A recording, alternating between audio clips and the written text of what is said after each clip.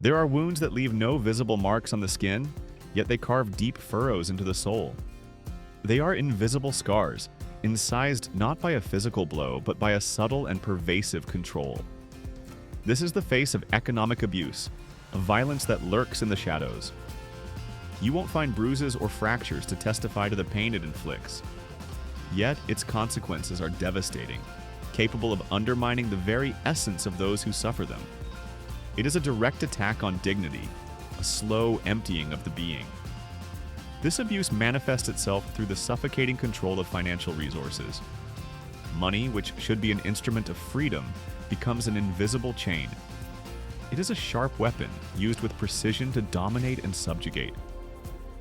Its ultimate goal is to trap the victim in a web of dependence. Denying them access to their money means denying them the possibility of independent existence. It's a way to limit every choice, every breath of independence. This deprivation slowly stifles self-confidence, making every step uncertain. The victim finds himself doubting his own abilities, his own validity. It is a progressive annihilation of the will. Often the victims of this abuse are women, trapped in relationships where power is distorted. But they are not alone. Even the elderly, frail, and vulnerable can fall prey to this manipulation. It also affects partners who find themselves in situations of profound dependence, both emotionally and financially. Their freedom is eroded day by day without anyone noticing. It's a prison built with the chains of need. The most insidious aspect of this form of violence is the tendency to minimize its impact. Society struggles to recognize the gravity of abuse that leaves no physical traces. It tends to be considered a secondary problem, less urgent than other forms of violence. Yet, this underestimation is a profound error. Relegating economic abuse to a minor issue ignores the suffering of those who experience it. It denies the dignity of those trapped in this grip. Living under the yoke of economic abuse isn't living, it's surviving. It's an existence made of hardship, of denied choices, of shattered dreams. Every day is a struggle to maintain a glimmer of self. You're trapped in an invisible cage. Its bars made of debts, frozen accounts, and denied access. You can't see the prison, but you feel its oppressive weight with every breath you take. This condition leads to the deprivation of freedom of choice, even in the simplest things.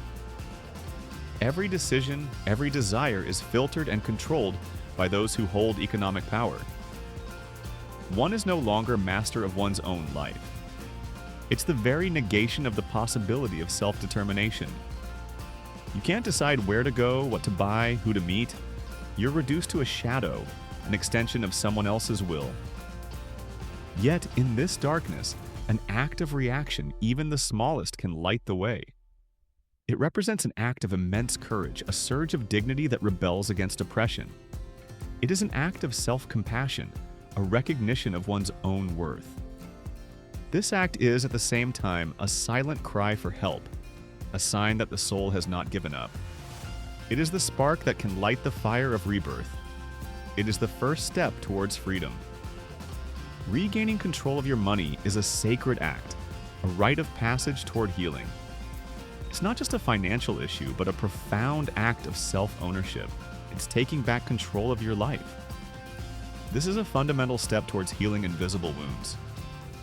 Every euro recovered, every financial decision made independently, is a balm for the soul. It's a brick in the reconstruction of oneself. It's a journey toward rebirth, an opportunity to rediscover who you truly are. Freeing yourself from economic shackles means freeing your mind, your heart, your spirit. It's a new beginning. This act of self-possession is powerful because it affirms one's existence. It declares to the world, and above all to oneself, that one has the right to exist fully. It is an act of personal sovereignty. It allows you to reclaim your identity, your intrinsic value. You are no longer defined by dependence, but by your inner strength. You become the architect of your own destiny again.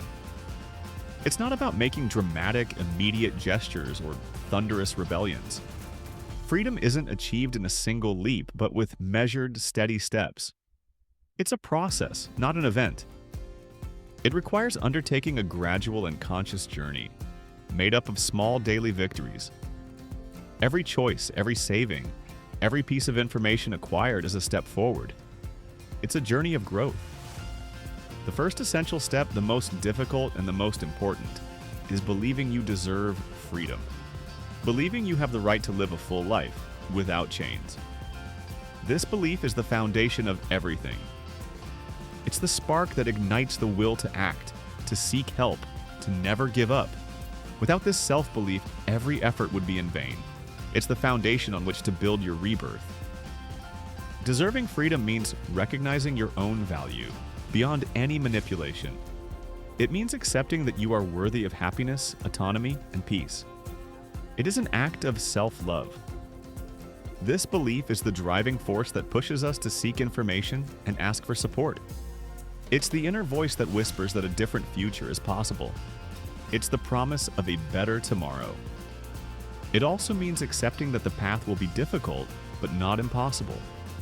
There will be obstacles, moments of discouragement, but the conviction that you deserve freedom will be your guide. It will be the light in the darkness. It's an act of profound courage because it means challenging the beliefs imposed by abuse. It means breaking the silence, asking for help, and starting to rebuild your life. It's an act of silent rebellion. This first step is the key that unlocks the door to healing. It's the beginning of a journey that will lead to full autonomy.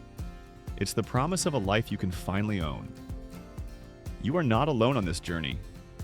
Many have walked this path before you, and many will walk it after you.